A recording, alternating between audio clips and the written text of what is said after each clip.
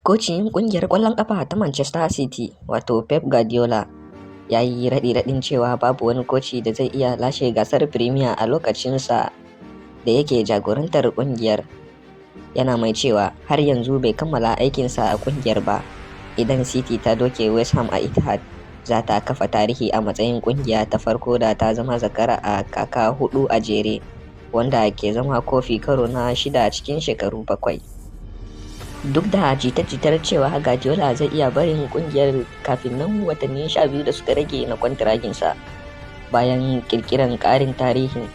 kocin City ya dage kan komawa kakar wasa mai zuwa, inda ya bayyana a taron manema labarai cewa, "Ina so in kasance a nan shekara mai zuwa." Rahotanni sun bayyana cewa Bayern Munich ta tattauna da Roberto Di Zerbi yayin da suke ci gaba da neman sabon koci.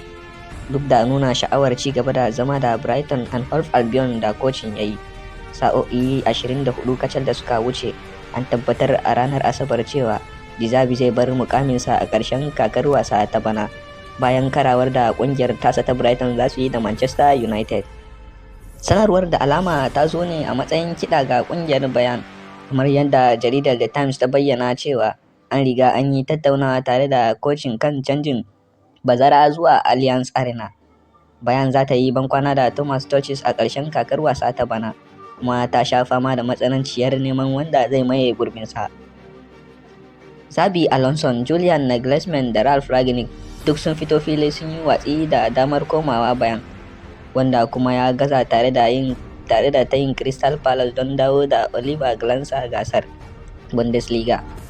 Daga nan Tuchel ya tattauna kan ci gaba da zama a club din, wanda a ƙarshen kaka hakan bai yi nasara ba. Bayer Leverkusen ta zama ƙungiya ta farko a tarihin Bundesliga da ta kammala gasar ba tare da an doke ta ba, bayan da ta doke Augsburg a wasansu na ƙarshe.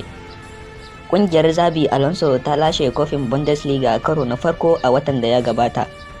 amma ta ƙudiri aniyar ƙara yin tarihi da kuma kammala gasar ba tare da an doke ta ba. Rabon da Leverkusen ta yi ba tare da an doke ta ba a wasanni 50 a duk gasa, kuma ƙarin nasara 2 za ta sa kulob ɗin na Jamus ya samu nasara a gasar da ba a taɓa yi ba. Alonso zai jagoranci Leverkusen a wasan ƙarshe na gasar cin kofin Europa da za su kara da Atalanta ranar Asabar, kafin Bayer Leverkusen ta haɗu da Kaiserslautern a wasan ƙarshe na cin kofin Jamus a ƙarshen mako mai zuwa.